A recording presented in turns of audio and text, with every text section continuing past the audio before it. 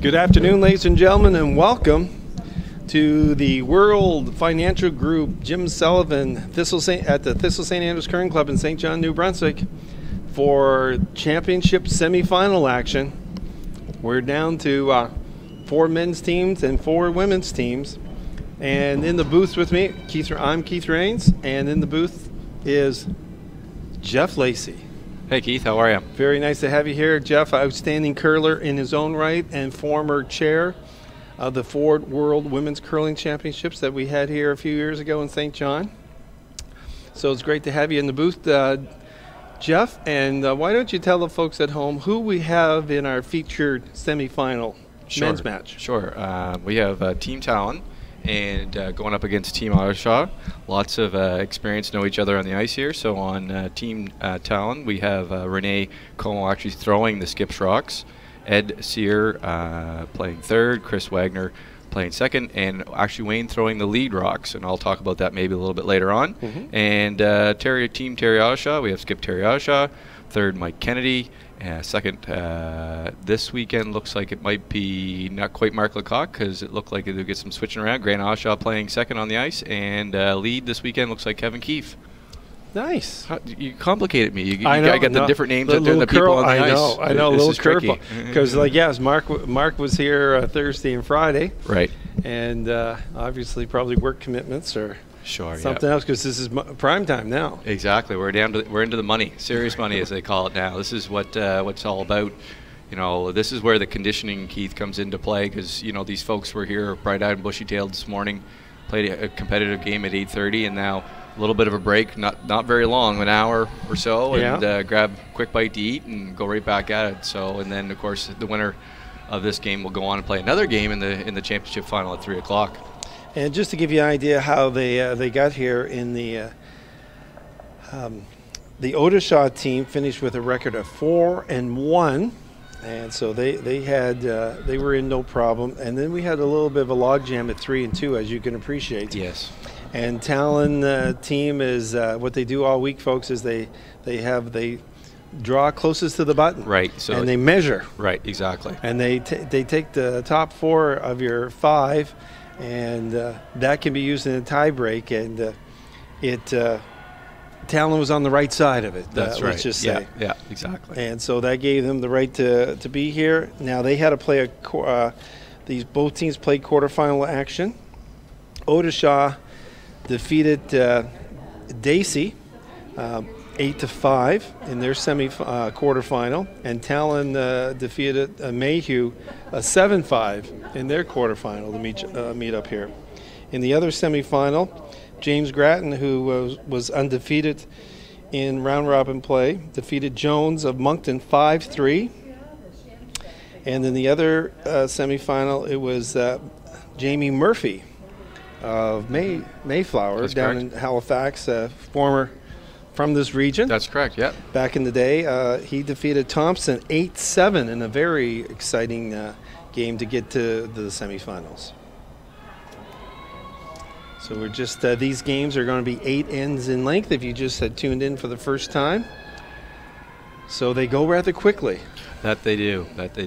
It's competitive right off the bat, and we're seeing that here in the first end with the guard being thrown up by Team Tallon, and got the play going behind that guard already. So not a clean end. We're going right at it, right like you said, right out of the gate, and because it is a quick game here, only 8 ends. And then our other semifinal action on the ladies' side, we'll be keeping you up to date. My voice is getting a little gone. I'm sure you've been here. I've been here 12, 13 hours every day. Armstrong was 4-0. Robin McPhee from PEI was 3-1. And making it to the playoffs was Sylvie Robichaud with a record of 2-2. And this morning she beat Sarah Malay to get to this championship semi. And Veronica Smith knocked off Shelley Graham. They all finished with records 2-2.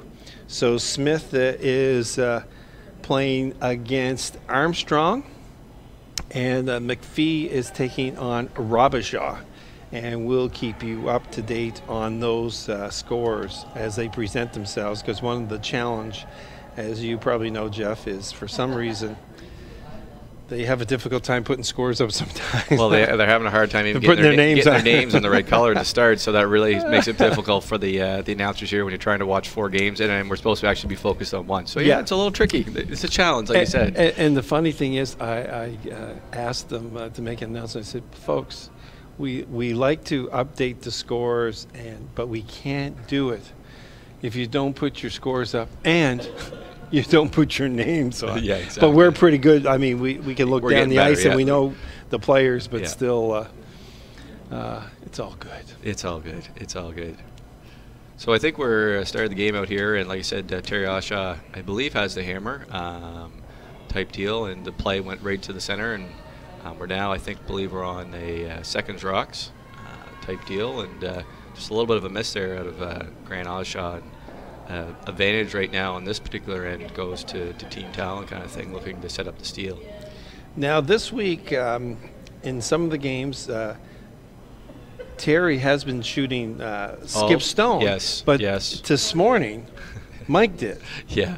So I don't know, they flip a coin beforehand, or how do you feel? Jeff, do you feel like you want to skip this That's night? probably about the conversation that's probably had knowing Terry and Mike there kind of thing. So this is their, I believe, their senior team, and Kevin is, I believe, just sparing for them kind of thing. So, and they did represent the province last year at the Canadian Senior Men's Championships that was held in Fredericton, actually. And we broadcast that, and it was an awesome event. They played so well throughout the week. They were the #1 team, and they got to the semifinals, and it just was a couple of ends, and you've been down that road before. Just a little off, missed a little bit, and it doesn't take much in curling. That's right. And they ended up losing that semifinal, but they regathered themselves physically and mentally. Yes, definitely. And came home with the bronze. But that's right. I was there at that particular game. Unfortunately, they lost in the semifinal. They had pretty much control up to about the 7th end, and a couple calls in the 7th end are a little iffy. Maybe in retrospect, it's easier to say that, right? Yeah. And I'm sure that they're going to be this team, Kennedy or Team Odishaw, will be very competitive in the senior circuit again, and probably even play men's for that matter this coming play down season. Yep. So we got Terry Odishaw's first rock here of the end, trying to clear the front, trying to get the access to that middle rocks kind of thing, and right now Team Tallon's got one pretty locked right in there on the button.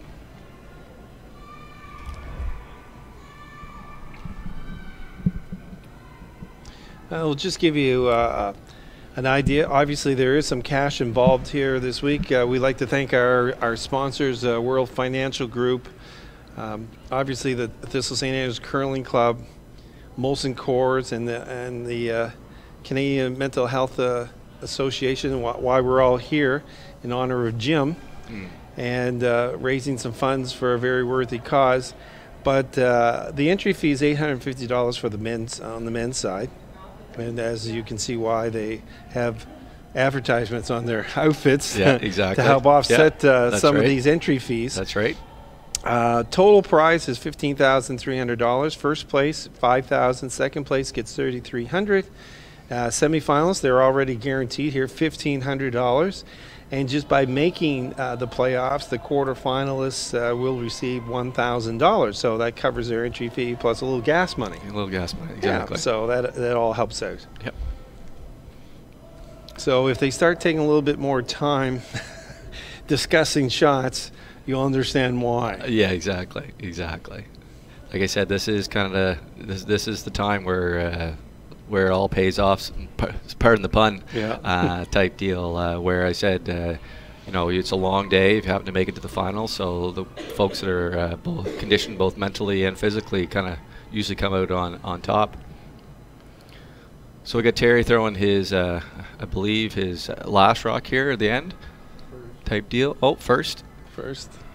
You see, they're confusing me. I think Terry's throwing third again now. See, he confused me, and you threw me off, but that was a great shot there by Terry. So I guess that's his last rock of the thirds, and it looks like Mike's going to be throwing the skip rocks today kind of thing. And it's all a comfort, right?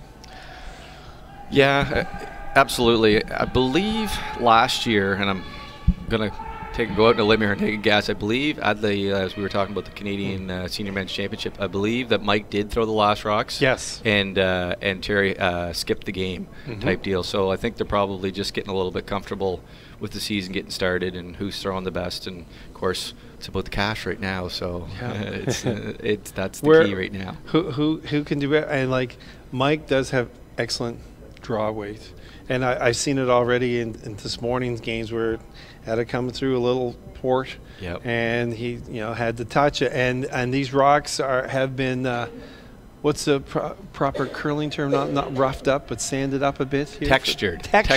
There's That's the the word that the ice makers like to use now. The word sandpaper is a very bad word for some reason in the ice technician world these days. So yes, we've gone to a very textured. We're going to a very exclusive word of that kind of thing. So, and the ice has been reflooded here, and I was saying earlier, I said Spencer McWhinney was up here with the Dobson team, so he comes up here and stretches and warms up and stuff, and he goes, so much for home ice advantage. That's right. He said they flood the ice again and they textured the rocks. That's said so it's all new to everybody. That's right. That's exactly right. I had the fortunate to play on the surface unflooded on Tuesday night this past week, and just after the texturing happened, and it's just a fabulous amount of curl, and it's a lot of fun as a curler to have that much curl, because every shot is accessible type deal, versus when the ice is a little bit straighter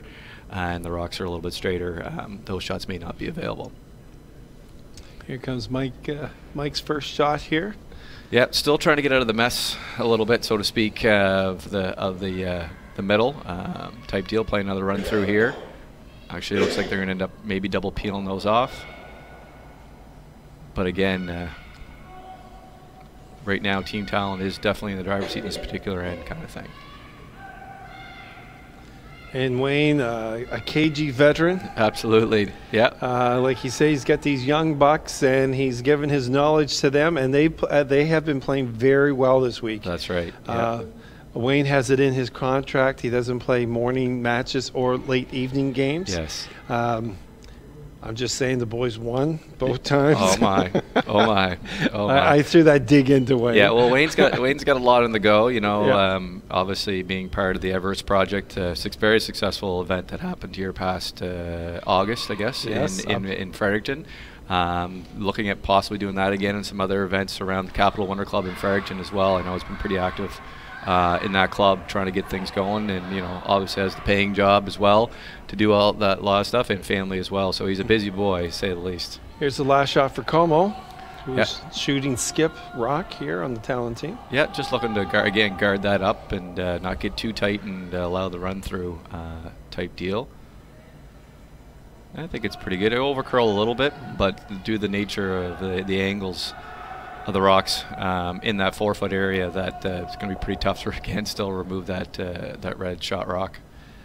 Like Jeff was saying, said a lot of big events have gone on in Fredericton, and Bobby Dupree, obviously a sports tourism guy up there, is very proactive, but you got to have a local champion like we have here with you when you hosted the Worlds. They have Wayne up in Fredericton, so they're going to take a little of a break in 2018, but 2019 they want to host the university championships and the mixed doubles. That's right. Yep. And they're sort of going to do like back-to-back weeks where universities will come in, they'll finish up, and then the senior will the mixed. Yeah, mixed will come in and take over. That's right. So that'll be a lot of fun up there in the month of March in 2019 in the Capital Region. And I think it's going to be at the Grand Harvey is what they're looking at. Yeah, I can see that. Putting the ice in makes sense if you can put the ice in and keep using it and keep it there as long as you can to use it. So you're trying to pick this one out sideways, and I think he might have just missed. Actually, might have backed up a little bit. So steal one here in the first end for Team Tallon type deal. So Odishaw will keep that hammer going into the second end. And really, both teams got to be happy with that. I mean, Tallon didn't have the hammer; they stole one. But on the other side, you look at it and say, well, hey, we limited them to one. We still got a hammer. We'll try to get our two and move on. Yep, but it's great. Like we talked about the, it wasn't an open end. The first rock by Team Tallon was right up as the guard and game on and go get the play to the middle kind of thing. So. So that's great to see. Obviously they've been on the ice again this morning, all weekend long as well. So they probably know pretty well. They do get a little bit of practice, obviously, as well before the game starts. So the comfort level definitely should be there, and the knowledge of the ice and the rocks. If you have a chance, join Vibe TV1 Scott Squires as he chats with Cyril Lunny on CTV Sideline Scoop each Monday at 8:40 a.m. Atlantic, 9:10 a.m. Newfoundland. Get up to date on Bell Line Vibe TV1. Weekly AUS sports coverage. That's Sideline Scoop, Mondays on CTV Morning Live Atlantic. Keith Rains and Jeff Lacey here, up in the gondola. At the Thistle St. Andrews Curling Club here for Championship Sunday. And we're in the semifinal play on the women's and men's. And our featured game is the Terry Odishaw rink taking on the Wayne Tallon Young Guns. That's right. And we have an early 1-0 lead for Tallon, and Kennedy and Odishaw group will have the hammer here in the second end. So playing went right into the forefoot for first rock by Team Tallon, and Team Odishaw obviously is going to go on the offensive and putting up the corner guard, as you see that Terry's already done, kind of thing. So this could be a good end. Again, we should have lots of rocks in play, and it should be interesting to see if Team Odishaw can pull out a deuce, or at least secure a point, kind of thing. So we got a little bit of a obviously rivalry going too, in terms of Wayne being on the being a World Senior Championship, playing against his old teammate on that That's team right. in Mike Kennedy type deal. Now, who was Wade Blanchard was on that? Yeah, Mike Flannery. Oh, Mike. That's Flannery. That's the other guy. Because Mike's out. Is he Miramichi? No. Where's Mike's Mike at? Mike's in Fredericton. Mike's in Fredericton. Okay. Mike's in Fredericton. Yeah.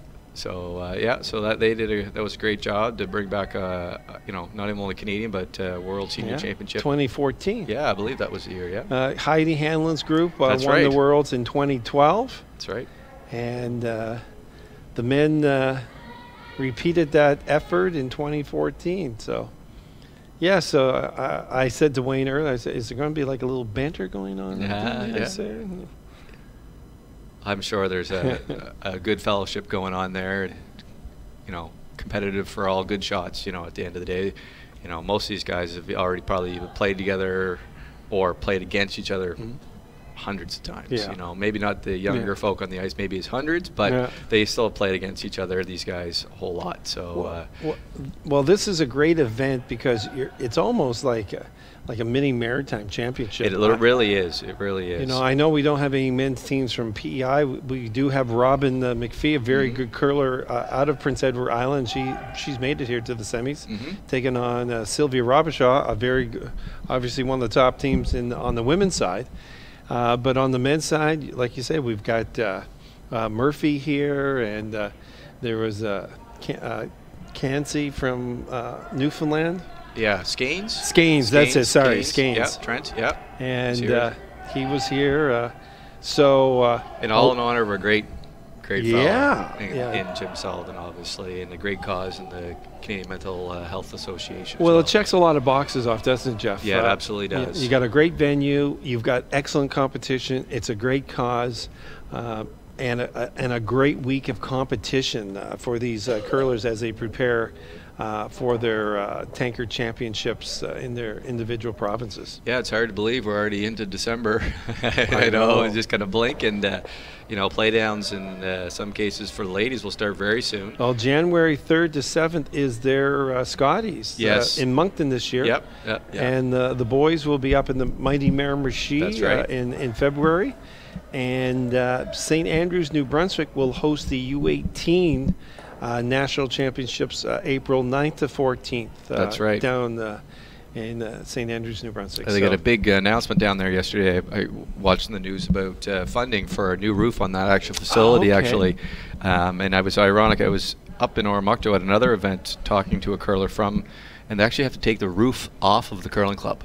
Believe it or not, they're going to cut the roof structure off the curling club, pull it off, and put a new one all on before the U18 happens. So, and there's such great weather that we have between now and then. Oh, absolutely! It's perfect time to do such. So, yeah. So it's interesting to hear some thoughts on that kind of thing. So I guess obviously they'll be using the curling club and Sir James Dunn for that's correct. That many teams. That's correct. And that event was held in Moncton, I believe. I'm going to go last year in April. Well, this past year in April, where they used the fourplex and Superior propane. I'm sure I'm going to get that wrong, and curling Beausejour for the event as well, kind of thing. So that should be a great event. It's a great event, for St. Andrews to get and that community. And it's really good that now there is a national championship for U18 because it was such a jump. U21 juniors. Quite a gap. Where's the kids, 16, 17 year olds? You go, okay, how are we competing? It's pretty tough. And even if you have a province where a 16-year-old did happen to win the province, to go to a U21 event, it's pretty daunting to play against 20-year-olds type deal. I can remember that back a few years ago, seeing a younger Newfoundland team that I played against back in a few years back, and by the name of Brad Gushu, and he had a couple players on his team, but they were in tough. Way back then, and Brad was probably only at that time probably about 16 years old. Wow. And Vince, a bunch of 20-year-olds, me being included as one kind of thing. So there's goes to show you a name that everybody recognizes. So that having that addition of the U18 championship is great by Curling Canada. Yeah. So we get a little update over there on sheet 8. Maybe I see they must have blanked the first end, Keith, between Grattan and Murphy.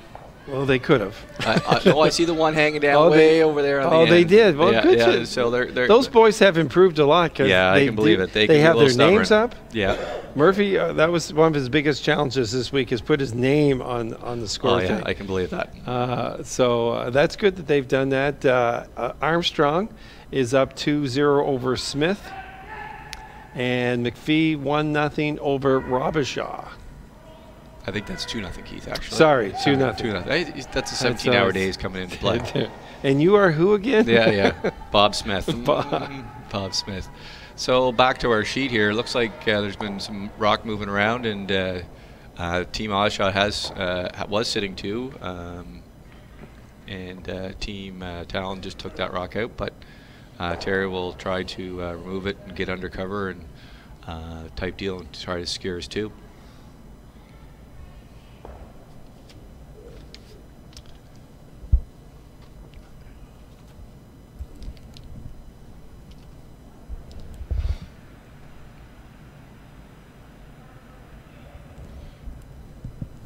So I think Terry's looking to do a little hit and roll. I'm pretty sure he's probably going to try to roll to our right vantage, maybe underneath the yellow guard. Oh, maybe not. Actually, he would jam the rock then. So he's probably going to try to go the other way. I apologize. We'll forgive you for that. Roll under the red rock. Looks like he might roll out. And Wayne gives it a good brushing to move it along. I haven't seen Wayne brush that hard. Well, he rested this morning, so he feels he owes the young guns his ultimate effort here. That's right. Wayne goes, I can play 2 games in a day, not 3. Yeah. Totally understand. Totally understand. Hey, listen, get that written in the contract. Yeah, well, it's in the contract. Because it was funny, I ran into him. I said, "Oh, did you just arrive here?" No. I was here this morning. I went, "Oh, okay."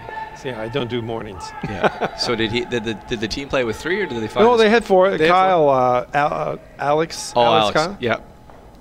That's good.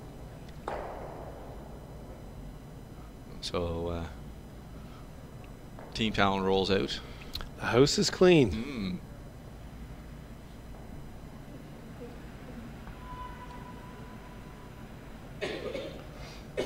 Slight advantage here again for Team Odishaw. Terry will try to draw in underneath that red one. Hide under cover and make it difficult for Team Tallon to remove. See if we can again skewer that deuce. And on the other men's semi, Murphy and Grattan, they're keeping everything pretty clean so far. Yeah, so far so good. There is one rock, and I watched just kind of caught a glimpse of the first end too. There wasn't a ton of rocks in play there either. So they're playing a little possum. Yeah, a little bit. I guess a little bit. This afternoon we'll have our finals of the men's and women's going at around 3 p.m. This afternoon, I think, is the go time. 3 o'clock. 3 o'clock. It is 3? It is 3 o'clock, yeah.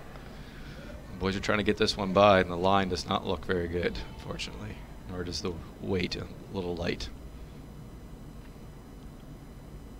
So we're kind of exchanging opportunities here back and forth, Keith, in this particular. And nobody seems to want to really take stranglehold on this end. So this gives an opportunity for Renee to now draw around, kind of thing. So maybe for the folks at home are slightly confused, it's Team Tallon. Team Tallon. But Renee Como throwing the skips rocks. So the rules do state that you can have a person actually skip or call the game in any position, and then skip the game and then throw in any position that they want the rocks, kind of thing. So in Team Tallon's case, they've elected to for Wayne to throw the first 2 rocks at the end, and Renee to throw the last 2 rocks, and then the other 2 respectively up the chain, kind of thing. So there's some of that. You see more. That actually see that more and more type deal, and that all really came to the forefront when with Randy Furby and Dave Nedwin. That's right. In their run of things, and in their case, it was Randy skipping the game and then throwing third rocks, and Dave Nedwin throwing the skips rocks. So this is just a slight variation of that kind of thing. And even we saw team 2 Olympics ago, we saw Team Gushu type deal with Russ Howard throwing the second rocks and holding the broom. So it can get a little tricky and a little complicated, but that's all by the rules type deal. So the standard a skip throws the 4th rock and then the respectively down. When I think of skip, common. Yeah, when I think of skip, I think of the leader, the guy calls the game. Yeah. So it doesn't necessarily mean he has to be the guy throwing the last round. That's right. So, that's right. And you see that with the Odishaw team. I mean, that's right. Exactly. There's another variation of that as well, kind of thing. So most times you see the variation in the skip third position, but more and more we're seeing the leads and the second positions as the skip 2 as well, kind of thing. So we do see quite a variation of that. So it's not the old standard of, I throw the first run and I sweep every rock for thereafter, kind of thing. Well, and it was in Team Pickney on the ladies' side. Colleen threw lead this weekend. And she has a young team. A lot of the girls, the university from the Halifax region, and she saw it lead, but she was giving knowledge every shot, talking to the girls about this and that. And it's great that she passes that information on. Just like Wayne, there's Wayne. He's got tons of knowledge in curling in terms of ice reading and shot choices and things like that. So, and then 3 other younger individuals on the team, and kind of lead them a little bit, and then use his ability to read ice and rocks and shot selection accordingly, kind of thing. Let's see. Okay, what do you see there? Is this what we want? So what we're trying to do is, it was a good shot by first draw came down behind those guards a little heavy by Team Tallon. Now and then Team Odishaw ignored it and tried again to get their deuce by drawing in around, and now it's leaving Renee a shot to try to remove that kind of thing. I think you can see about 3/4 of it, I think, from beside the guards, kind of thing, Keith. It sure has to be a little lighter takeout weight shot.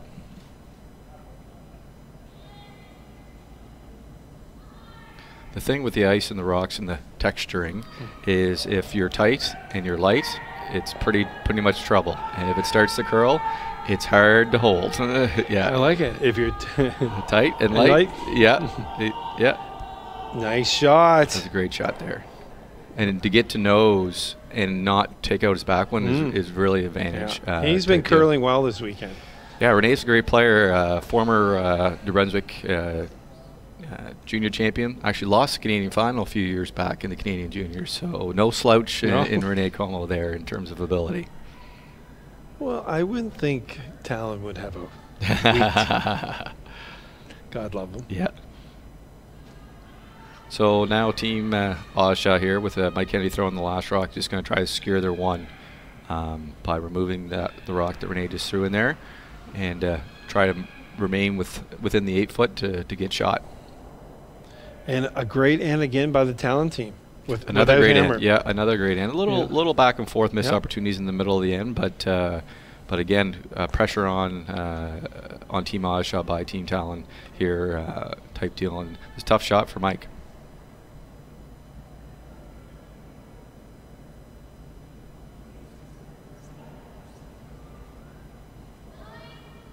Looks like he's pretty close. Yeah, I'm watching that center line there. Yeah, it looks like he's quite close. It's starting to come over. Yeah, they're just dusting it there now. Now the question is, how far is he going to roll? I think he's perfect. 1 point for Team Odishaw here in the second end. So tie game. All tied up. All tied up.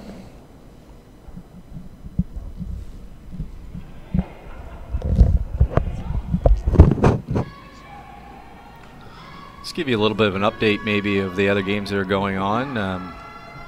Still got a 2-0 score for Team McPhee over Team Robichaud in the girls, one of the ladies semifinals. The other ladies semifinals, we have a 2-1 after 2 ends for Armstrong over Smith, and still waiting for the second end to be posted for between Murphy and Grattan. Still 0-0 there with a blank in the first, but the second end has been played.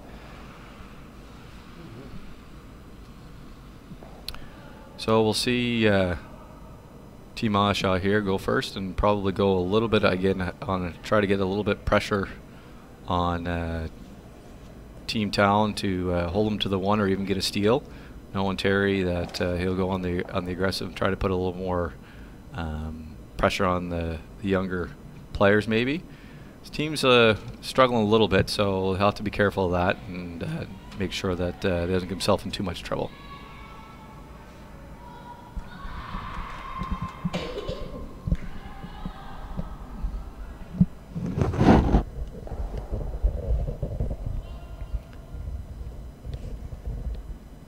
A little conservative here. Actually, I was a little surprised. No, actually, rock did stop. So guard goes up by Team Odishaw. Hold them in there. So game on, as they say, Keith, in this end again. Well, we have some of our volunteer base is doing research this week in Ottawa. Mr. Dobson and Cooper. That's right. Yes, I've heard that there's a contingency of volunteers up there keeping an eye on what's going on up in the Roar of the Rings. Or the sacrifices they do. It's terrible, you know. You got to do what you got to do, but you got to keep an eye on those guys. You want to make sure we get the right representative for Team Canada in the Olympics coming up in February. So. Well, it was funny because I mean, obviously, very involved in the curling club here and this event, and was receiving emails back and forth, and who was doing what, and who was helping. And I said, "Oh, geez, great! Look forward to seeing you this weekend." Oh, we won't be there. No. I go, "What do you mean you won't be there?" It's, well, let's go to Ottawa. Let's go to Ottawa. I said, "Wow, okay." Yeah. I can't believe that the Olympic Committee would have their event the same weekend as I don't understand that. I'm shocked. I don't understand why. It's obviously really shocking. Yeah. No, don't let that happen again. That's right. That'll be a great event all week up there in Ottawa, and oh my goodness, some tough games for the field is just unbelievable. Top teams there on both the men's and the ladies side, and it's going to be great curling all week long, and well deserving whoever comes out of that field to represent Canada at the Olympics in February. Yeah, it's yesterday afternoon.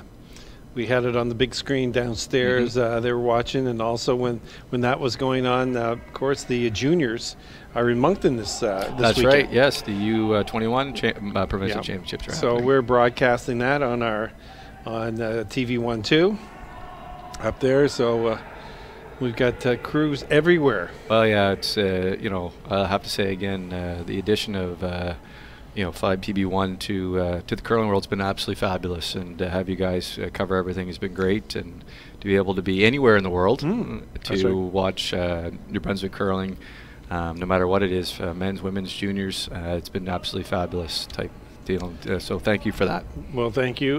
It's great to be part of it, and like you said, you can be down in Florida, or you can be out on the West Coast, checking in on family and friends to see how they're making out. With the World Wide Web, it's great. Really we've had different events where we've been getting text messages and emails from folks in Dubai, Paris, Vancouver, sitting out in their back decks watching the game. Yeah. So it's great to have. Yeah, no, it really is. It's 1-1 here as we're into the third end. We're a tight one as we would expect, and also in the other men's semifinal, they blanked the first two ends. Oh, they put the second score. They did. Second half. They must have heard me when I was talking about that earlier. So this is a little more conservative. Maybe we chose the right game. I think. Not to say that obviously nothing against Team Murphy or Team Grattan in their efforts type deals. Just a little more conservative style for them out of the gate. And it's funny because Jamie, I've been watching some of his games.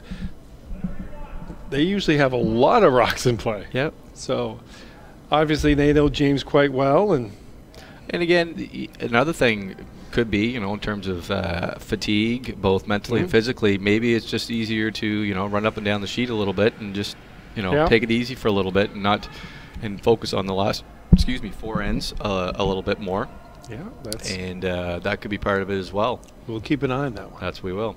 So we'll get some rocks in play here again, which is great, Keith. And what we talked about, Team Odishaw is looking to, I thought, was to bump that in against the other one. Grant with the shot. Nice split there. Not bad, not bad. So Team Tallon has to go to work on trying to get that front clear, even though they are, I believe, shot rock in behind the one that's on the top forefoot. They're in a little bit of trouble. That one on the top forefoot is trouble for Team Tallon.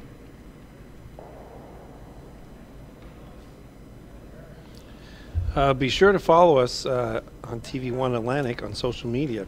You can join the conversation at TV1_Atlantic on Twitter and Instagram. And on Facebook, it's TV1 Atlantic. By TV1, powered by Bell Alliance. So Keith, have you heard there's going to be some rule changes, I believe, in the curling world? Yes. The fifth rock. Yes. The 2019 season. Yeah, I think we're going to get through the Olympic process here in 2018, and we'll see a change in the 2018-2019 season. World Curling Federation made that announcement here probably about a month ago at their meetings. So I think that's great for curling. World Curling Tour Grand Slam events have been doing it now for probably a year. So it's just going to add some more excitement, which is only going to be more rocks in play, which is great for the viewing audience. So the Roar of the Rings this weekend, but that's four. That's still 4, yeah. And that actually, and again, and 10 ends, 10 end games type as well. So there still hasn't been a whole lot of discussion. I mean, I'm a little surprised, Keith, that on the 8 end game, like.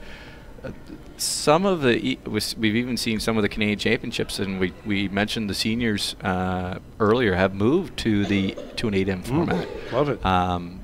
It's odd that the World Curling Federation had made the announcement about the 5-rock rule, but not an 8M game. So I haven't quite understood what the process is there, but I would have been bet money a few years back, even the last Olympic process, that we would have seen everybody go into an 8M process. So I maybe we'll see that change in the next year as well. Hard to say. Well, I had a chance to talk to the Sarah Millay team yesterday, and obviously there's only, I think, about six women's teams that are going for the Scotties. Yep. And I saw, you have any more tournaments coming up? Get ready for. Scotties says, well, actually, we have a seeding tournament. She goes, well, everyone makes the Scotties. That's right. But she goes, the big reason is we're going to go is because it's going to be 10 end games. That's right. Because she said, we've been playing 8 ends. That's right. And obviously the physical toll and the mental aspect of playing those extra two ends. And even the strategy is slightly different. You know, how the groupings of the ends and the odd ends and the even ends just change a little bit compared to an 8-end game kind of thing. So we're down to third rocks here, Keith, in this particular end, and they did get that rock out of play that was in the front of the. But looks like advantage Team Odishaw here to try to hold Team Tallon to 1. Points been hard to come by. Yeah, points have been a little bit hard to come by. Seems like Team Odishaw is starting to, how shall we say, come around a little bit compared to the first end. Team Odishaw was struggling, I think, in the first end a little bit, and seems like they're getting more in their game a little bit as the game progresses.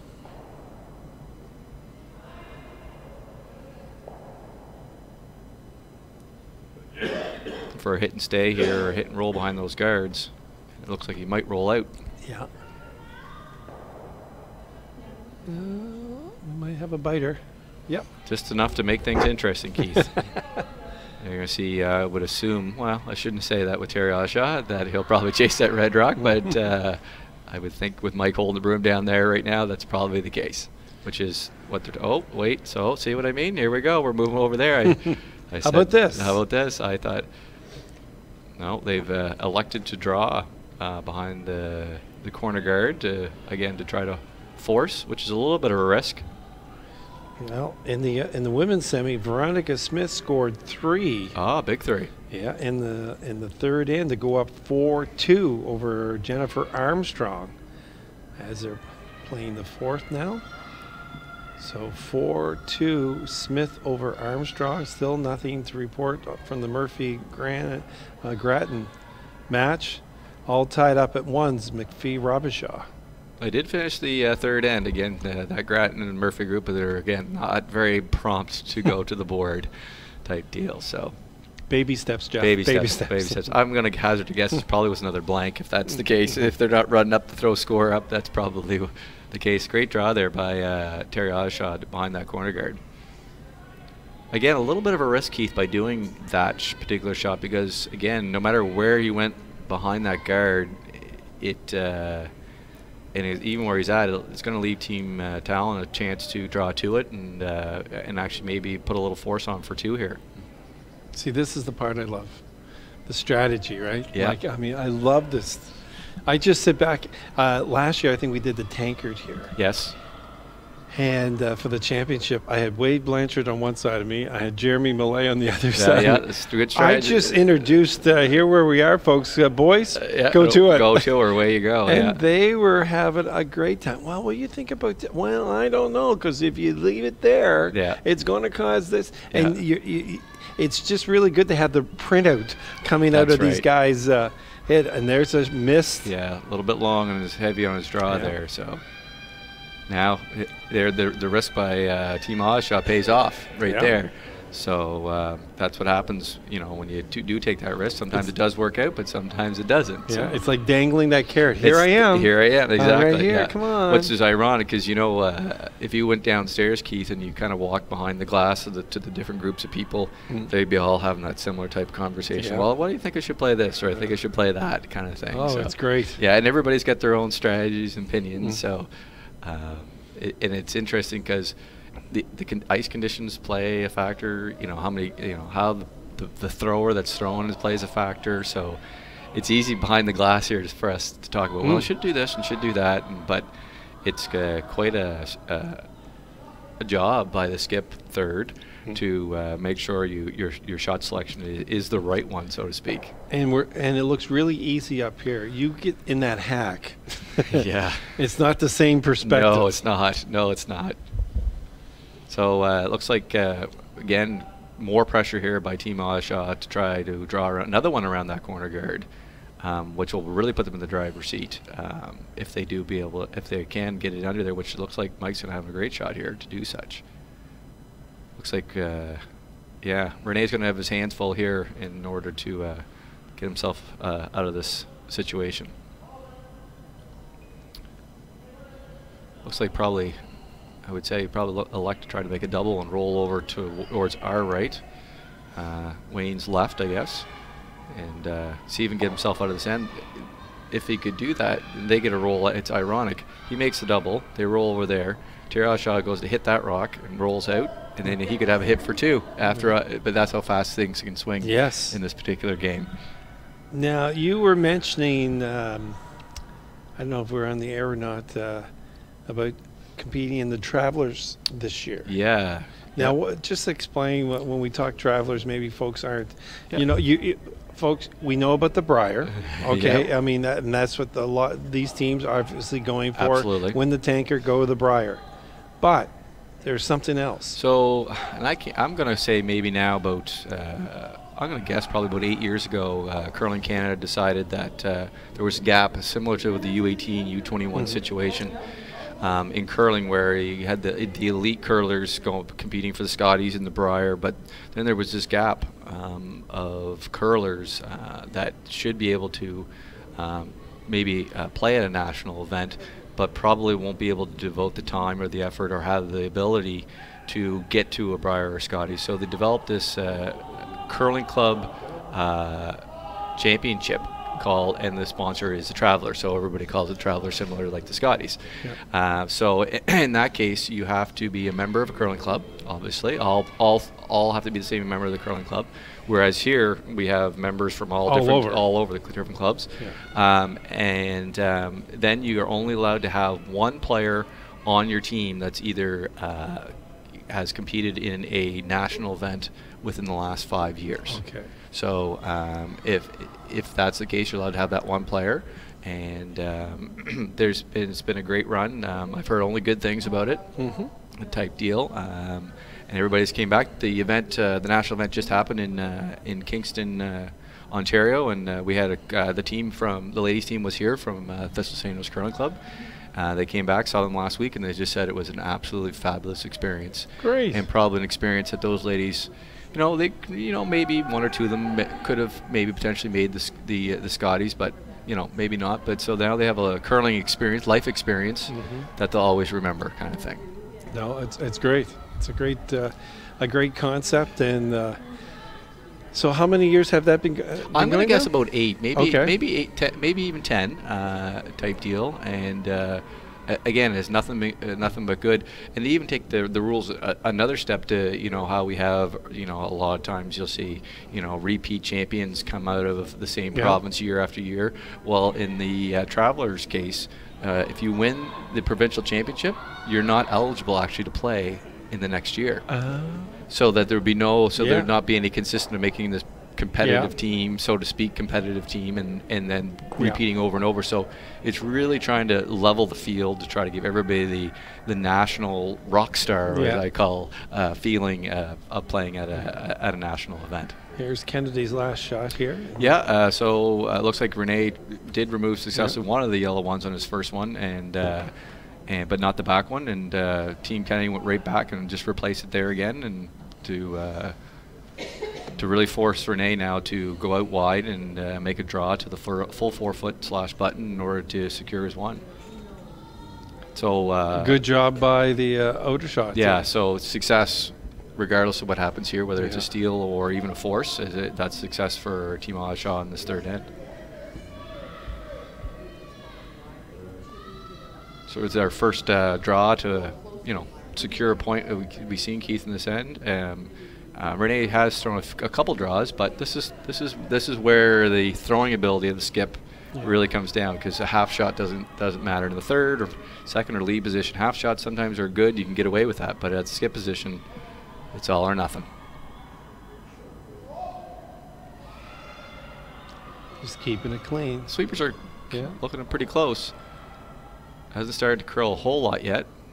Now they're off it, looking. You think it's a little heavy, and it does look a little heavy from my vantage point. There it goes. Now the question is, will it stop? Nope. Oh, it's curling, and he's good. Great shot. Great shot. Beautiful shot, Rene. Great shot. So they'll get their one. If they go up 2-1, Odishaw will have the hammer in 4. And we've got a lot of rocks in play with McPhee and Robertshaw as they're getting towards their last Actually, this looks like the last rock of the end. Yeah, the last rock for looks Robin. Like looks like a shot for two, maybe? No? Yes, absolutely. Looks like a shot for two. If she can remove that back one, and the folks on TV obviously can't see that, but remove the back forefoot and go to there. Another blank over Keith over on sheet 8 between Murphy and Grattan. That's why they're not on the prime sheet. That's right. That's right. I'm just joking. I talked to Peter Case before the game, and I told him specifically I want to see lots of rocks in play and go from there. Great shot by Robin there. McPhee on her last one to secure 2 points in the third end. Yeah, so that'll be a 4-2 advantage. McPhee over Robichaud in women's semifinal play after the third. So we see Team Tallon going to on the offensive here again, just actually not the offensive, I should say, keeping Terry forced to throw that corner guard and not go around the center. Must be cold out there. Terry's got the hood on. Yeah, it is. Unfortunately, it is a little. We had this current club replaced its lighting 2 seasons ago, and in that process, didn't realize how much heat were actually coming off those older lights. So it can be, from personal knowledge, it can be a little chilly standing there in the skip position type deal. So, well, when you can have crews going out, taking the lights off or changing the lights in their T-shirts, that sure shows how much heat was coming from those lights. Absolutely, absolutely. But it's a great energy efficient now. Yes, absolutely. Good savings to them. So yeah, it's been a popular move here at the club. Well, that's the first thing I noticed. Like last year when we came in for the first time, I went, wow, it's a lot brighter out there. Yeah, yeah. Not as much shadowing, type deal. So, which is great for the curlers. Because you're throwing a rock, and the better vision you can have, and it helps hand-eye coordination kind of thing. So.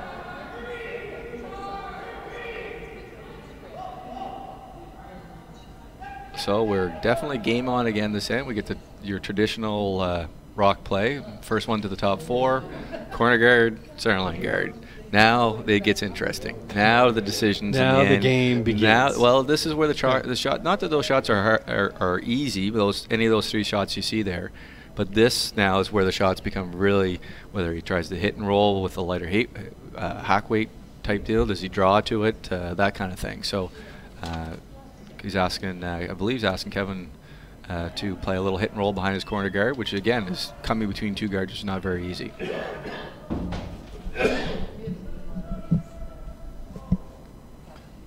Needs to curl a little bit, get by that corner guard.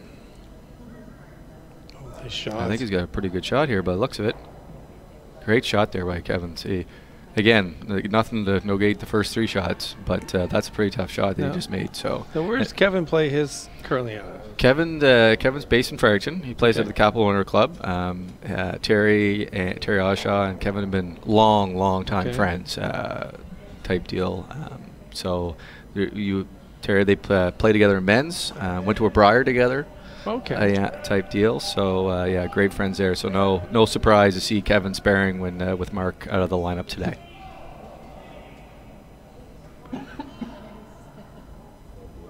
So looks like Wayne's going to be electing just to take off the corner guard and see if he can force Team Odishaw to either split the rings and for the entire end. Actually, it looks like he elected the run through, and he made it. Great shot. Great shot. That's Waycott, isn't it? Wagner. Chris, sorry. I believe Chris, this is Chris, yeah.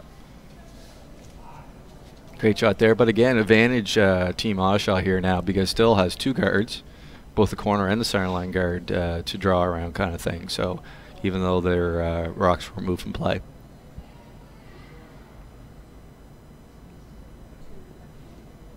A little surprised, not overly surprised, but that Terry's elected to play around the center one and not draw around the corner guard, considering you put the corner guard there to begin with, type deal. So forces to play a little bit more Keith to the center of the rings, which is not really what you want when you have the last rock advantage, type deal. It's exactly what you want when you don't have that last rock. So I was a little surprised by that call, and Gray unfortunately came up a little short.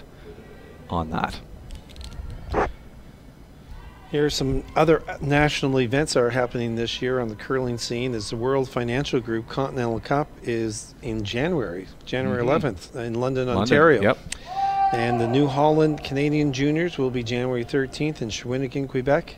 Scotties Tournament of Hearts, January 27th, Picticton, BC. Tim Hortons Brier, March 3rd it starts in Regina, Saskatchewan. And then the Ford World Women's Curling Championship is March 17th to 25th in North Bay, Ontario. Our good friend Terry Morris from Edmonton, Alberta, who was our Curling Canada event manager here for our Women's World Curling Championship we had held here in St. John in 2014, is the event chair for the North Bay event. So he's hanging his hat in North Bay a little bit, I understand, a little bit. Actually, this week he's hanging his hat in Ottawa. Okay. And enjoying himself. No, not really. He's working / enjoying himself in charge of the patch. Wow. Yeah, so I'm sure he's having a good time / working, I hope. So a shout out to Terry. So another draw comes short there by team Tallon? Team Tallon. Yeah, thanks for that. So it looks like Terry's going on the big offensive here now and trying to play a little raise / split, which again is a very aggressive call. If you get the shooter to roll in, no, just hit that red rock on the way by. But not bad.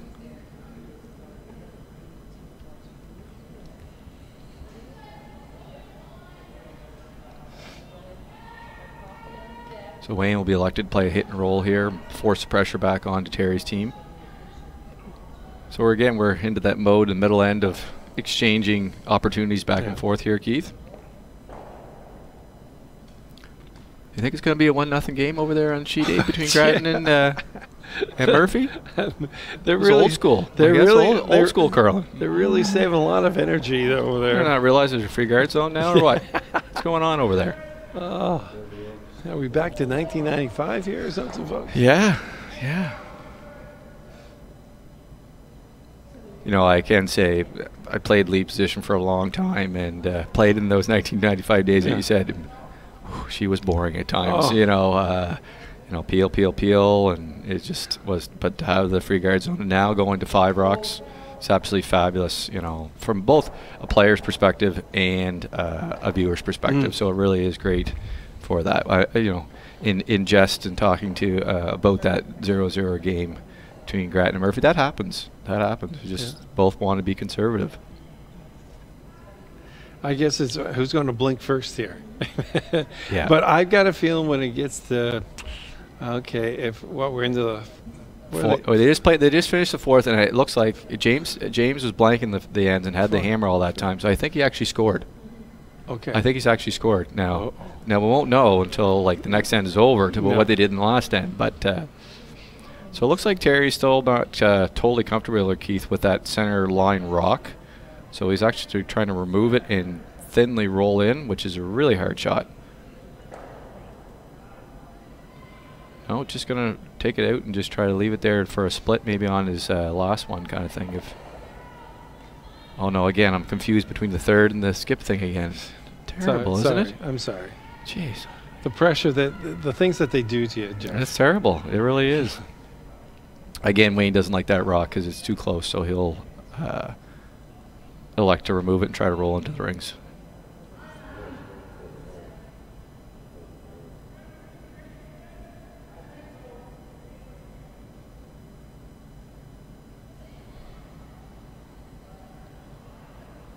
Either way, Keith, when he rolls if he does even roll in the rings, there's still an opportunity for Team Odishaw to get around one of those guards, whether either the corner guards kind of thing.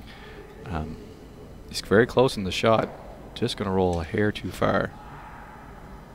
Even if this happens to stay in the rings, I will think you'll see. Well, even it's going to stay in the rings and it's behind the guard anyways. I don't think it really mattered whether that rolled out or not. I think you would have seen Team Odishaw drawing around one of these guards anyways.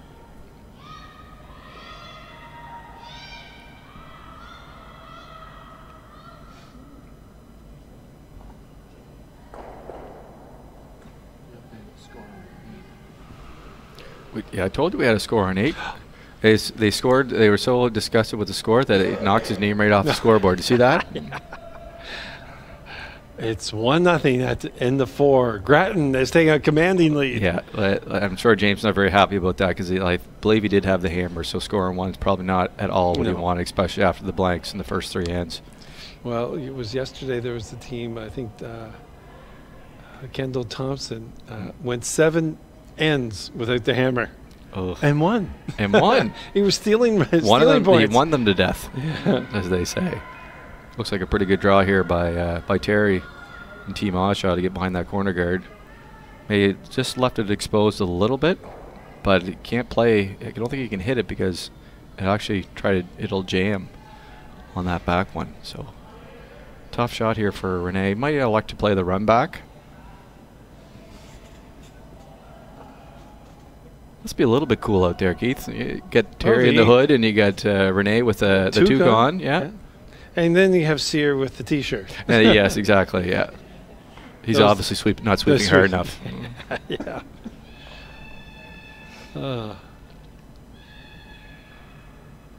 Yeah, we've seen that yesterday, and it does affect. There's 4 sheets without any people on it. Yeah, it makes a difference. They create some heat too. That's right. That's it. Yeah.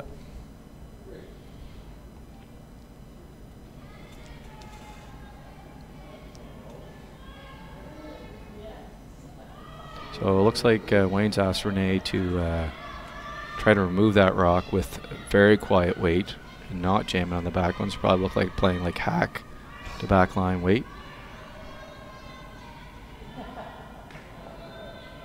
Again, the beauty of being textured rocks, Keith, is that this shot is available. Some cases, if the ice is really straight and the rocks are straight, this shot's not even available. So working it pretty hard to get by that corner guard. It's moving. No, I don't think. No. Hard to hold that line. Absolutely. Once, like I said, you almost got to anticipate prior to the start of the curl because once it starts, it's hard to hold. Yeah.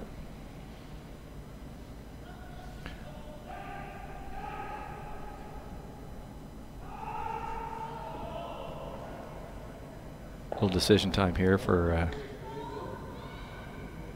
Team Odishaw. Discussing which side to draw to, Keith, I think, whether it's the left-hand side or the right-hand side.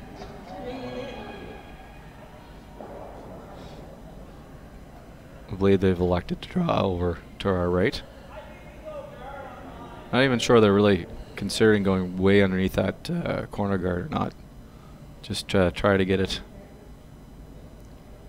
back 8 in the open kind of thing.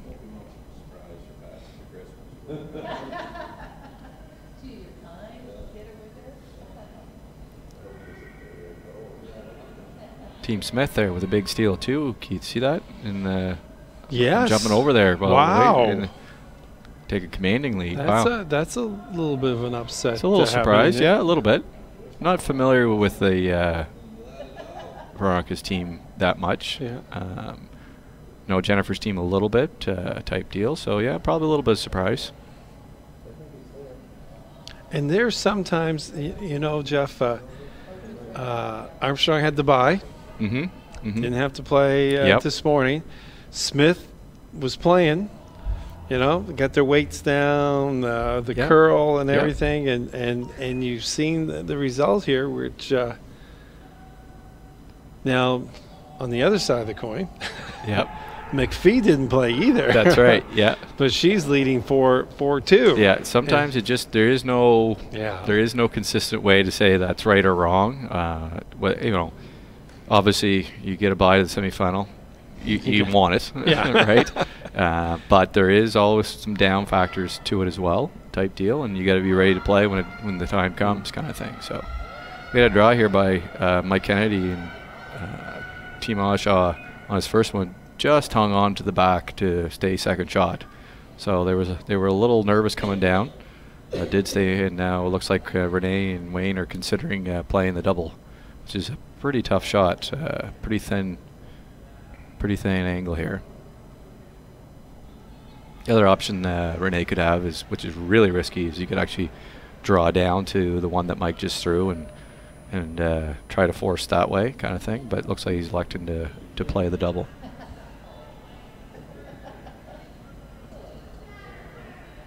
Again, it's all decision and risk reward, Keith. Yeah. You know, it's because this has been a very tight game. Yeah. Up to this, not a lot of, twos here and ones here and twos That's right. here. Everything's like been single. it's kind of been going back and forth in terms of opportunities type deal, and nobody seems to want to step up and take full control yet. So, and that's happened between some great shots and some missed shots as well. So.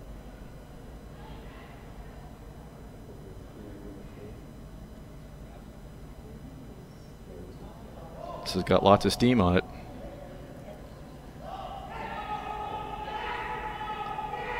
He's pretty close. Oh, got it. I think he got enough. Wow, great nice shot. That's a great shot. Wow. Again, great shot. Give him the situation and all that, and turns the tide there. It doesn't look like that's a pretty hard shot to make, and. Now, because that one little blighter in the back is behind two corner guards, he's got to draw for one. Team Odishaw has no choice but to draw for one. Isn't it interesting how those little biters come back? Yeah. Come back to nip you. Nip you in the butt. Pardon the pun.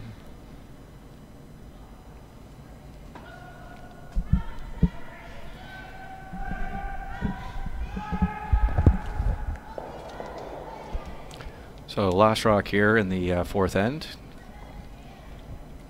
Wayne Tallon versus Terry Odishaw. Mike Kennedy throwing the last rock for Team Odishaw, looking to draw for one.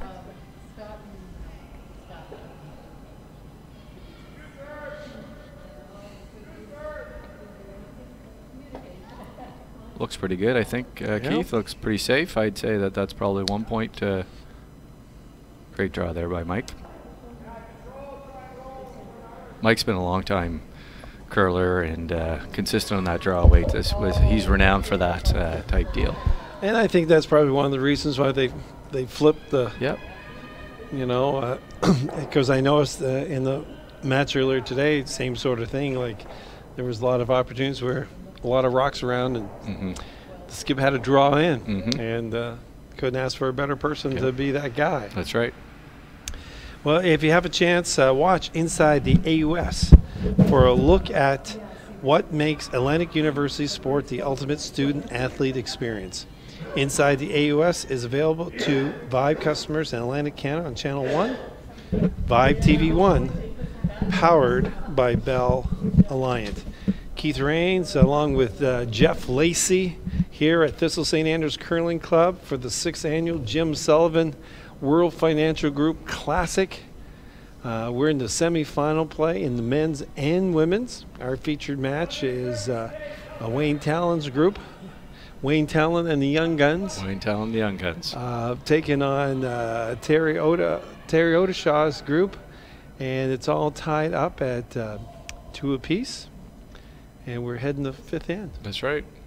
So we'll look to Terry again, I think, to force or try to get a steal here. So he's elected to try to do the force by putting the rocks in, and you'll see looks like Team Tallon is electing to try. So this is interesting. This is what we call strategy of the scoreboard in terms of holding the hammer type deal. So Keith, Team Odishaw threw the first rock in, and instead of electing to play the corner guard, they're actually going to try to hit a little hit, and actually the idea is to try to blank to hold the hammer to the even end in the next end. So if the standard continue 1-1-1, and we get to the 8th end and it was a tie game again, the team Tallon would have that hammer in that 8th end. So that's why you see the play. So you're telling us that's going to be a pretty quick end here. Is that what you're saying? That's what I'm guessing right now, given what I've seen. I'll be shocked if the transition changes type deal. Okay. And giving some updates, the other men's semifinal, Team Grattan begrudgingly took a point to go up 1-0 over Murphy because they've been playing this blank game. They played it for the first 3 ends, and I think they wanted to play for the 4th, but something happened there. In the women's semifinals, Robin McPhee from the Prince Edward Island is up 4-2 over Sylvia Robichaud. And the other semifinal, Veronica Smith has taken a commanding 6-2 lead over Jennifer Armstrong's group. And Jennifer was undefeated in round robin play. But that means nothing when you get to playoffs. It's all now we make it to Super Sunday. It's live or die. Win, keep going, lose, you're done. Yeah. So that 6-2 score is after 4, and they're well into the 5th. Playing along quite quickly, aren't they? And Armstrong is looking at least 2 Smith stones. Yeah, 1 buried. Yeah. 2, 1 buried, 1 half buried.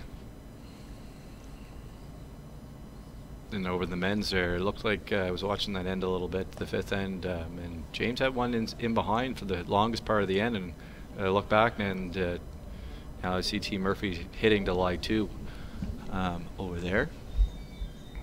This is only Murphy's first rock, so things could happen over there.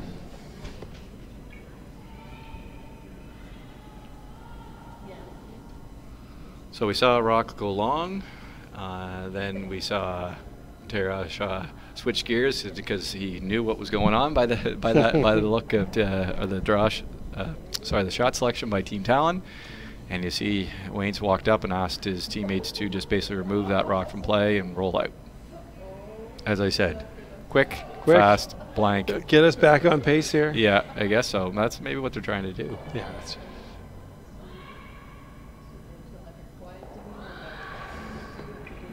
well, the cool thing is, I mean, the quicker they can move along, and the winner gets a little bit more of a break, yeah. A little break, because we're at, what, 1:10 here? Yeah. We're looking for a 3 o'clock. Yeah, it's pretty quick turnaround. You know, 2 hours, 50 minutes, you know, most 8-end games, and then, so 12 o'clock, it doesn't, rate it back at it at 3, it's not a lot of time. That's why Wayne took the first match off this Also, yeah, exactly. Smart. Yeah, exactly. Smart, man. Gotta go up again by Team Odishaw, and Team Tallon will just remove that from play.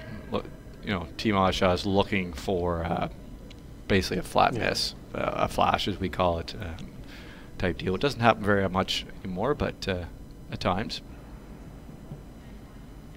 Chris getting called to do the same shot again. Yep. Looks pretty good. Getting to your Travelers status again. So how do the playoffs and all that sort of provincial playdowns work? Sure. So each curling club has their own playdown within their club. They usually have it over a weekend or maybe even over I've seen clubs do it over different, what you call it, like sessions, in terms of multiple weeks getting points and things like that. So then each of the clubs declares a club champion, and then that club championship team goes on, represents that curling club at a provincial championship, which I believe is a modified double knockout, and the winner of that event goes on to represent New Brunswick as the Team New Brunswick at the Travelers National Championship. So when would the provincial be? Provincials are usually in March, and then the national championships are in November. So it's a little bit of an odd. So you get time to raise some money and get some time off work. Right. It's a little different process compared to the other national championships. And that's fair because you can't expect the team to say, "Oh, you're going to nationals next month." That's right. No, I'm not. I just took my vacation for March break. That's right. And to have another national championship in the January to April Feb section, the weeks are pretty jammed there, as it is with the multiple other Canadian seniors and everything all kind of mixed now, and so that to have that then is a great standalone. It's a standalone event. Standalone event, yeah.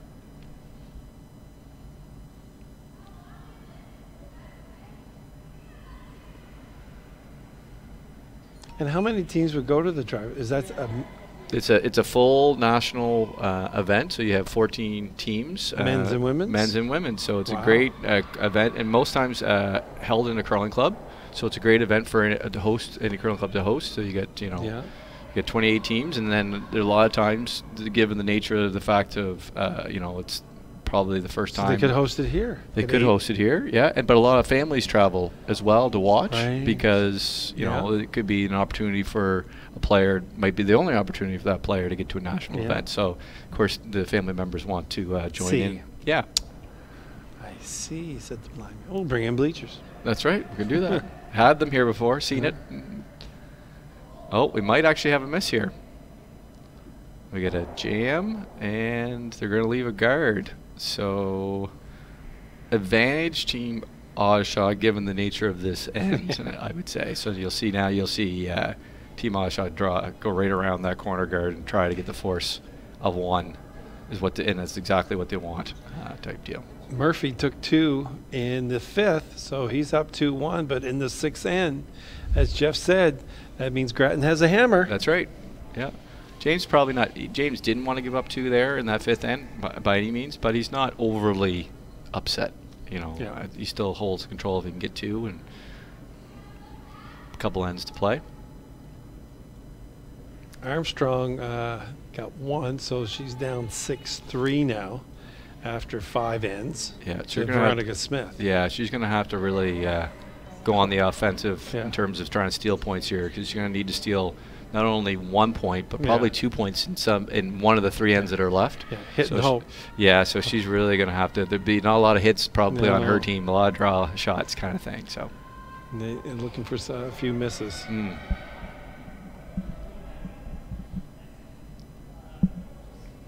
So Mike's trying to, with his, I believe it's his first rock here, trying to get around that corner guard. It's trying.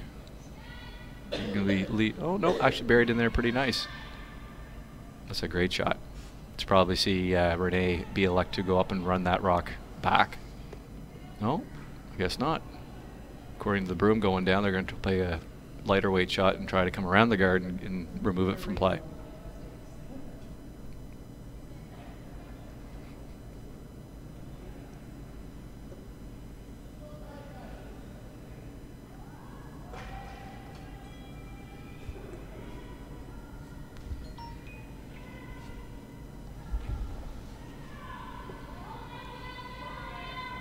Keith, I want to take a couple moments, maybe talk about Jim. Yes. Yeah, he's a great friend of mine. I had the fortune of actually playing with Jim for at least 3 seasons. My memory serves me right, kind of thing, and actually went to one Briar together. So it's great to see this event in his honor. He was a great curler. Great ambassador for the sport, such a nice gentleman, and you know, and to see the event also get behind the Canadian Mental Health Association and that their endeavors and their projects is kudos to everybody involved. And but again, what a great event, you know, to mark his additions to the curling community, which were huge, and we wish he was obviously still here with us and kind of thing. But I just wanted to be remiss if to not say something about Jim. Well, and what we'll do at the end of this end, I have a little information on Jim for some of the folks that might not know. That'd be great. About Jim Sullivan and his legacy. I'll definitely share those thoughts with you. That'd be great. Yeah, absolutely. So just quickly back to the play here. It looks like Renee actually unfortunately did not remove shot rock, or that one rock that's hidden. So the strategy of getting behind that corner guard worked for Team Odishaw. Now they'll just elect to split the rings, make the force for 1 point even harder for Team Tallon.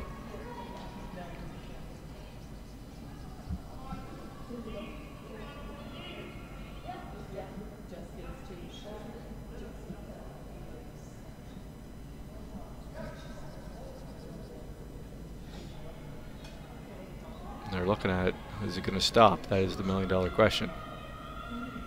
And it looks like it's a little long. Oh, I don't have the overhead. You guys can tell me. Yeah, it's the overhead. Is that back one biting? We have a gentleman overlooking it, so. Tell him to get out of the way. It's in. I can tell you by the election of where Renee put the broom and going to the other end of the ice, it's in the rings. And I don't see white. Yeah, I wouldn't have been surprised, given the nature of missing that Renee's first one, that he probably, regardless of whether it's in or out, he would be still playing the same shot anyways.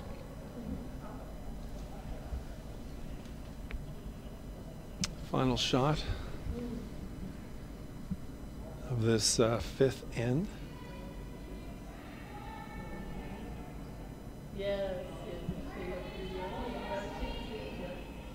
So I win for Team Odishaw on this particular end, given the nature of how we saw the end start out, Keith.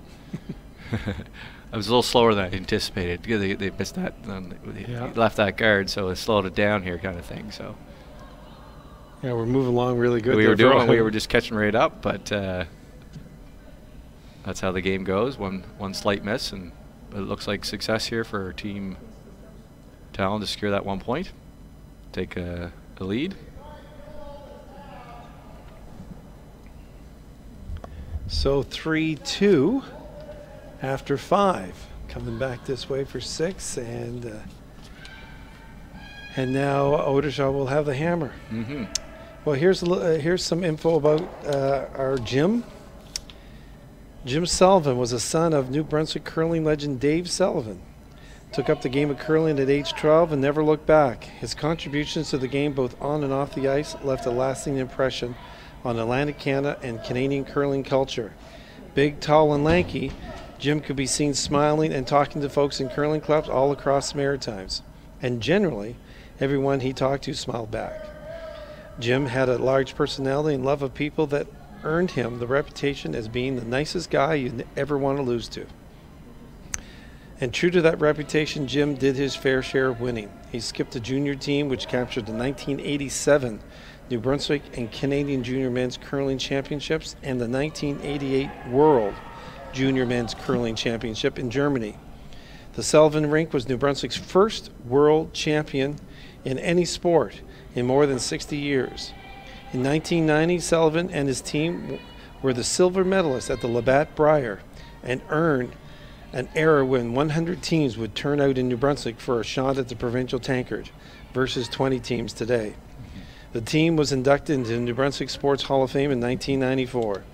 Jim won countless other titles, including at the high school level in mixed curling, cash spiels, Super League titles, and his favorite annual spiel, the Oromocto Open.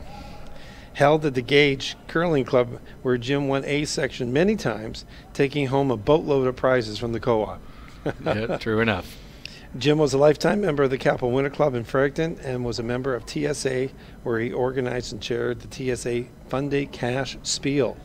Jim Sullivan's legacy goes well beyond curling. The World Financial Group Sullivan Curling Classic honors Jim, his passion for the game, and his friends in curling. Jim Sullivan. Yeah, well said, Keith. Again, just to echo my comments from earlier, it was great. I feel very fortunate, in my curling career to be able to have played with Jim and call him my friend, and like I said, it's just great to see the community get behind, curling community get behind, not just curling, but the entire community get behind this particular event. And again, raising funds for a great cause in the Canadian Mental Health Association. Raising funds and awareness. And too, awareness, absolutely. Right? You're absolutely correct. Yeah, the awareness part is equally important, if not maybe more important, actually, Keith. So back to the action here on sheet 6. So we had a little bit back and forth, and we just actually unfortunately had a first we call pick. Rock hit a piece of debris, and went kind of squirrely, Keith, off the sheet, and Wayne wasn't very happy about that. So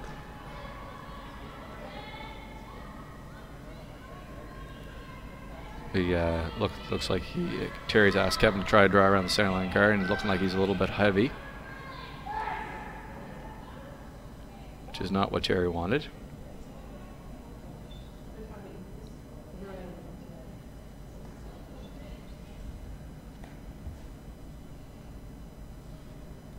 So Wayne's elected he's just going to follow him down and try to either sneak another force here and or steal. Steal would be ideal, obviously, to get that 2-point lead. But it looks like it'd be a pretty tight game here, Keith, right down to the wire. Yeah. They're not going to let you go home early. Not at all. That's all right.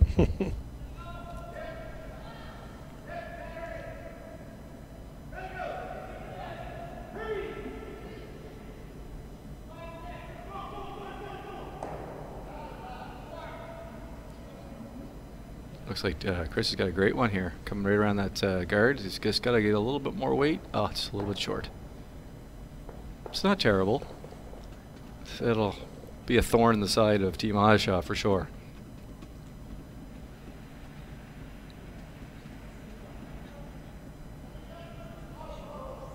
As you see, Terry's considering what to do here, so he's elected to draw around everything with the in-turn and try to get to the top 4 and lie 2.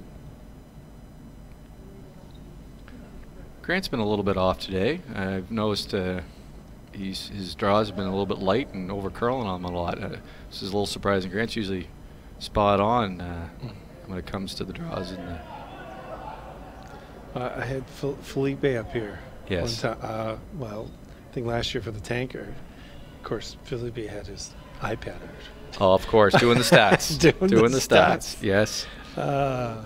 And then I had Dale Parkhill the other night, so he comes up. He goes, "Yeah, geez, we're really excited. This is great." And I said, "Okay." And then all of a sudden, he hauls out the stopwatch. Oh, right, yeah. And I said, "Okay, you're stepping up because, you know, Baba and Gates, all those guys, they didn't have any of this stuff." Well, I thought I'd just keep this, the split time. Yeah. Oh my God, it was funny. Great shot there by Grant. He did must have heard me up here chirping at him because he just made an absolutely perfect shot to the tee line. So that's always the way, isn't it? Always the way.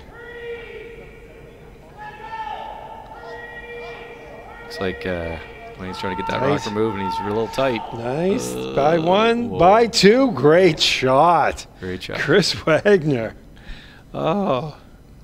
Great sweeping there by Como. And, he smiled, big smile on his face there. Yeah. That's one of the tricky parts about changing your lineup out of the routine of the individual throwing skip rocks. All of a sudden, they have to sweep. Yes. A lot more rocks. Yeah. 2 more, I guess. But that's a little more physical exertion by the person throwing skipped rocks. And sometimes it takes a stress. Sometimes it can take a toll. All of a sudden, that person has to settle down and throw a draw to the 4-foot for a point after sweeping, 2 rocks. Now, that's pretty demanding. So that's another difference, I guess, in playing that different lineup, so to speak. Looked like Grant was a little heavy there.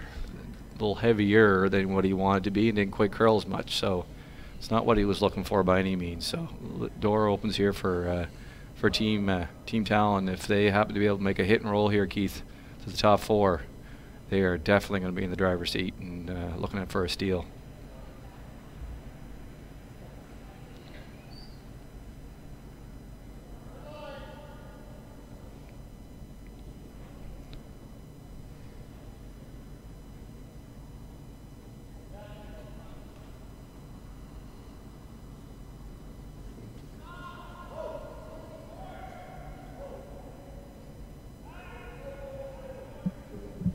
He's just hanging out there a little bit. Oh, there it comes.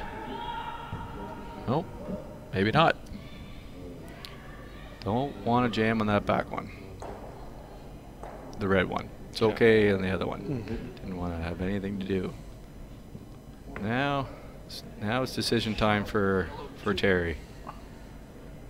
He can hit and roll off the one in the top 8-foot, but he won't get shot, I don't think, unless he plays it really soft. But he won't remove that rock from play.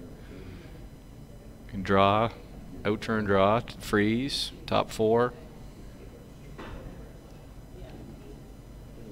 Probably the 2 shots. Either way, he's got to make a really good one. Any of these shots are going to be pretty tough. I believe this is Terry's first one, right? Yes. So we're only third's first rock. So he liked the little hit and roll in? Yeah, it looks like he liked the hit and roll in kind of thing. So he could get shot here, but it's going to be tough. He's going to have to roll quite a ways.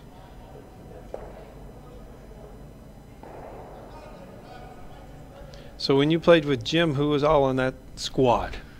Okay. Because that's what's only a few years it's ago. only a few years back. You're just like mid-20s. Yeah, exactly. So there was a couple different players on the team. I play with Dan Alderman. Danny Alderman. That's Alderman. Yes, I play with Dan was on the team. Charlie was on the team. Charlie Sullivan was junior was on the team. Jason Vaughn 1 year was on our team, so we had a little rotation going on in there. So so a mismatch of all that. So over a few years, kind of thing. So it was pretty fun playing with Jim and. Because what's the age difference with Jim and Charlie Jr.? I think maybe only a year or so. I don't think there's very much. Because they would be cousins, wouldn't That's correct. They'd be cousins. I think Jim was the older, but not by much, if I recall correctly. Yeah, Danny Alderman. Oh my, where's he at now? Dan hasn't played in a long time. I haven't. Well, once you've been to the mountain. Well, that's right. Once you go once, some guys that happens, Keith. Sure. Once you make to the Briar once, they seem to that was the goal, and they move on to other things, and no fault of that. If that's their decision, kind of thing. But seeing a couple players do that and make the one and be done, so to speak. Well, it's almost sometimes you put so much effort. Yeah. And stuff, and some people can't play recreational. It's sometimes it is hard to switch gears. I played guys that played like university ball and senior A ball, and sometimes the body starts letting you down. And they go, oh, come on, play senior B and stuff, and play co-ed. No, if thanks. I can't play against the best, I'm not playing. Yeah, I'm not interested. Nice shot. Nice shot there. The Tallon group is making the shots. Definitely got to put the pressure on Team Odishaw this end.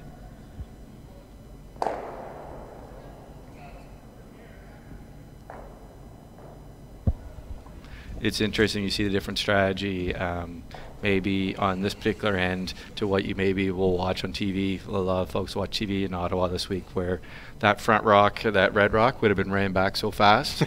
They wouldn't even hit and roll that Terry just played. That probably wasn't even in the equation. It would have been move, and move like 3 rocks and a piece of granite out of the thing. And that's really what's changed, I think, in the higher end competitive game is the run back play, and not just the run back to hit something, but it's the run back to remove it from play, to run back to hit and play hit and roll. Yeah. It's just it baffles me, and that's the biggest change. The precision, and that's what I've seen in the change over my curling career is that ability, because that wasn't when I was playing in competitive play downs. That wasn't the shots we were playing, kind of thing. Unfortunately, Terry a little light here, so. Trouble for Team Odishaw, big time, right now. Getting on to Skip's first rocks here in the 6th end of this 8-end game, Keith.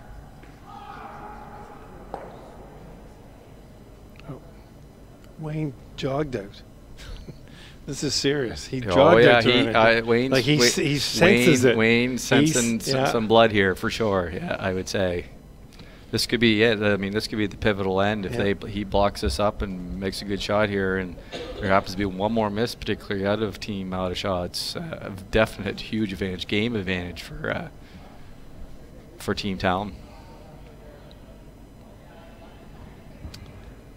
In our other scores, Veronica Smith got 1 in the 6. She's up 7-3 over Jen Armstrong.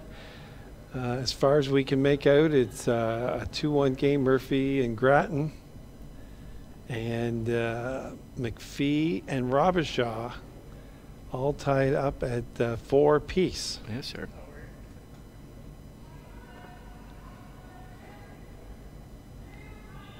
So I didn't quite see. I was looking around there, Keith. Did you see what they elected to decide to play? Are they playing just block the hole, or are they coming right in? Missed that too. Okay, no problem. That's all right. You were doing updates too. I was doing updates. I think they're coming around. They're coming around. I would like to see him come in, but there's a risk that is the out for Team Kennedy. If he does happen to come in and go deep behind the tee line, that just opens the door. But if he does happen to get one, half under that one that's biting the top 8 foot, big trouble for Mike Kennedy throwing the skip rocks and Team Odishaw. Are you saying trouble here in River City? Trouble in River City, big time. He's heavy. Front end is indicating this rock's a little heavy, to say the least. Want to be careful though. They want to make sure they get by that one. Nope. Oh, looks like it picked. Look at it move now. Waited. Like they waited too long. Yeah. Picked up something, and it actually unfortunately crashed on the center line guard, and opened up the one on the top. 12-foot. Well, here's Kennedy's first shot. At least it's not his last shot here, so he's got a little something to work with. Yeah, he's got a little bit of opportunity here. But he's still in a little bit of trouble, Keith, to say the least. As you can see by his body language. Especially when he's electing to peel guards. I'm surprised he's not thinking about playing the double, but and rolling over. But again, he's in tough.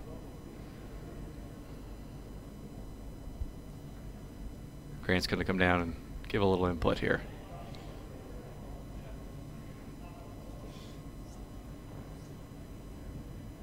And when Grant speaks, people listen. That's usually because he doesn't say too much. Yeah, Grant pipes up. He's usually looking at something there. So yeah, another one that has all kinds of experience, tons of Briar experience. You know, played with Russ Howard for a long, long time when he moved here to the province. So tons of experience. Well, who was all on that World Championships? Name was Wayne and Wade Blanchard. Yeah. Was it? Terry?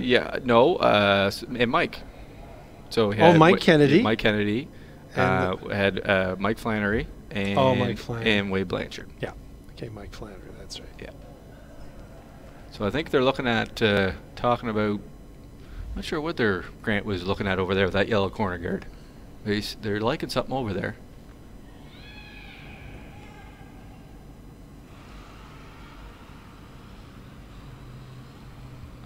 Look, a big steel one over there, Keith, on sheet. And that is big in that game. In that particular game, that is huge, which I'm a little surprised at because I thought James was actually just hitting in, trying to actually blank the end. He might have actually missed, unfortunately. Murphy, that was Murphy. Murphy's up 3-1 over Grant at the end of 6. And that's sitting up for Murphy now. Yeah, even if Grant scores 2, then Murphy have hammer and 8. Here's Kennedy's first shot. Yeah, trying to elect to run those in there. Oh, doesn't look much different than it did just a second ago, does it? Less one rock. So again, if they're going to want to plug that hole, or either plug the hole or get one in there, one of the two, it's big advantage for Team Tallon. Nope, we're gonna have a little team discussion here. Keith, y'all are coming down. Seem to be.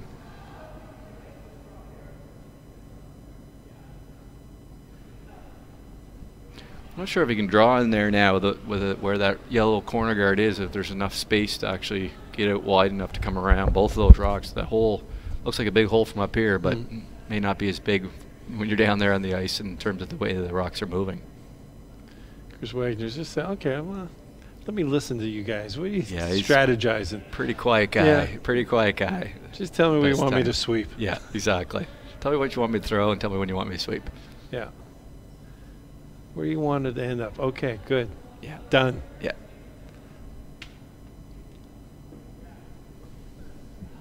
So they look like they want that hole plug. Yeah, I think so. They've elected to play the other turn, so to speak.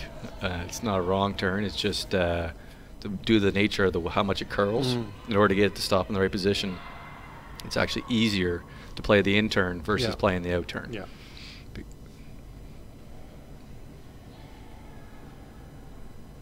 If he blocks his hole, I'm not really sure what Mike Kennedy from Team Odishaw is going to be left with. Maybe a draw in on the in turn, but again, that's pretty tight shot type deal.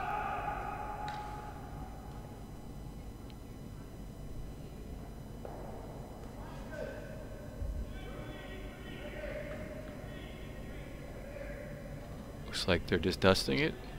Looks like it might overcurl a little bit on them.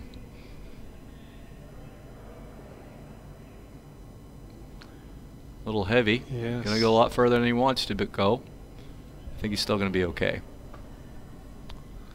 That didn't really do a whole lot other than put another rock in the rings.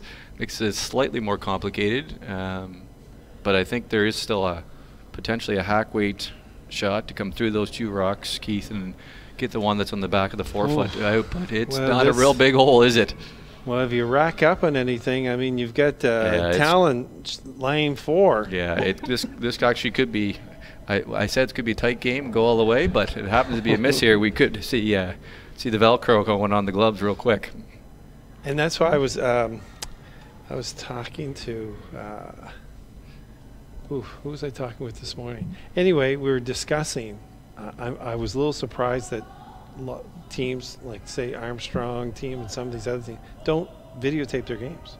Yeah, that really hasn't caught on as much here in Canada as the European teams. Okay. They really in Europe, they take it very serious in terms of videotaping and then reviewing the video after. And same with a lot of other sports. Because it's just like this end here. Right. It's like, you could go okay, how did we end up there? Yeah, how did we end up there? Well, Mike's last shot, and they're sitting 4. How did that all transpire? How did I get there? You know, and there's something we can do next time. That's right. Because those situations come up. Oh, absolutely. And to try to do it all from memory is really difficult to do. Because I know in volleyball, when I coached at university level, boom, we just put the video camera up, and sometimes it's just for the coaches to go through. Sometimes the team reviews. Hey, here's our defense. Here's what we did offense. Here's what they were doing.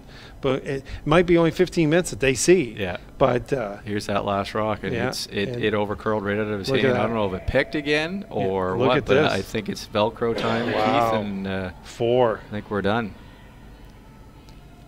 Yeah, here comes the gloves are coming off really fast, and there it is. See, it's all your fault when you say. Just the announcer's curse when you say it's a tight game, right? It's like, well, he's got a shutout going, and he's playing really well. Exactly. Okay, well, thanks. That'll kill that real quick. Yeah. You said I wasn't going home early. Did you say that, not me? Oh, Jeff. So a final score is that would make it 7-2. Team 7-2. Tallon, over Team Odishaw, which puts Team Tallon into the championship final.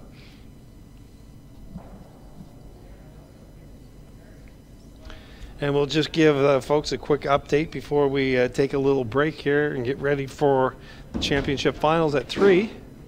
So we have Murphy and Grattan up, and Murphy's up 3-1 in the 7th end. And has James in trouble as well, not just in trouble in this 7th end. And Veronica Smith has a commanding lead over Armstrong at 7-3. And they're in the 7th end in that one. And the final semifinal for the ladies is a barn burner. We've got 4 apiece.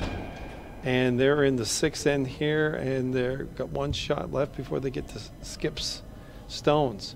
So, listen, Jeff, thank you very much for helping us out here, giving your expertise. Thanks for having me. And what we're going to do, we're going to take a short break. So this is Keith Rains signing off for now from Thistle St. Andrews Curling Club as we get ready for our 3 o'clock finals.